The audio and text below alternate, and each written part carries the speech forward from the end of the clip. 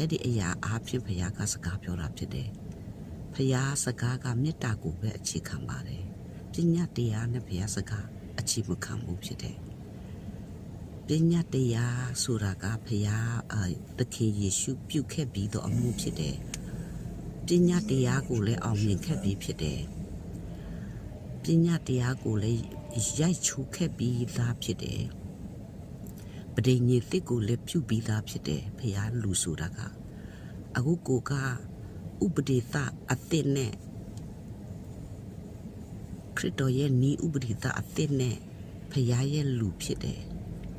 အဲ့ဒါပညာတရားသမာတရားထဲမှာပဲလိုက်လျှောက်ပြီးတော့အသက်ရှင်နေထိုင်တဲ့နေရာမှာပဲအဲ့ဒါတောလဲရထဲမှာပဲရောက်နေတယ်ဖယားထံကိုမရောက်သေးဘူးပညာတရားလိုက်လျှောက်ခြင်းနေအကျင့်ကောင်းသလားငါအကျင့်ကောင်းသလားနေပြင်သမာတရားပိုသိသလားကိုကသမာတရားပိုသိသလားဆိုတဲ့အနေအမှာပဲကိုကရှိနေသေးတယ်ဆိုရင်တောလေရာထဲမှာပဲရှိနေသေးတယ်တောကမထွက်လာရသေးဘူးဖြစ်တယ်အသက်တာကလေဖယားပြောတဲ့အသက်တာကအဲ့ဒီကနေထွက်လာဖို့လိုတယ်သမာတရားလက်ကမ၎င်းသမာတရားကလက်မတရားဥပဒေလက်မပညာတရားလက်မလူမြောက်တော်သူအဖြစ်ကူကဆက်လက်အသက်ရှင်ရမှာဖြစ်တယ်အသက်သစ်နဲ့ဘဝသစ်နဲ့လူသစ်နဲ့နော်အဲ့လိုရှင်သန်ဖို့ဖြစ်တယ်ဝိညာဉ်နဲ့တလုံးတဝဖြစ်ခြင်းဆိုတာငါဆိုတာမရှိရဘူးဖြစ်တယ်ငါမရှိဆိုတာတော့မှယောက်ျားမရှိမိန်းမမရှိလူမရှိယူဒလူမရှိဟေလသလူမရှိဘာမှမရှိဝိညာဉ်လူပဲရှိရတာဖြစ်တယ်ဖယားလူဆိုတာနော်အဲ့ဒါကြောင့်ကိုကယောက်ျားအနေနဲ့ပဲသွေးသားယောက်ျားသွေးသားနဲ့ပဲ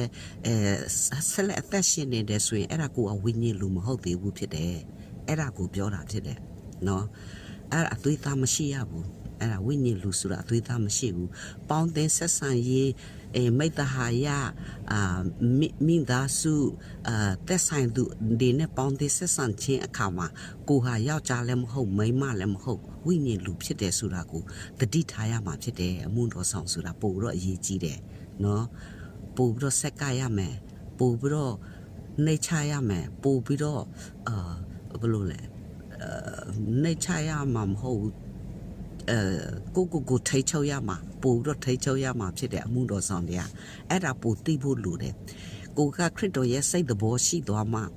ယေရှုရဲ့စိတ်တော်ရှိသွားမှယေရှုကလူသားဖြစ်စဉ်တော့ကသူဘယ်လိုမျိုးယူဆောင်လဲဆိုတော့ तू ကအသွေးသားမရှိ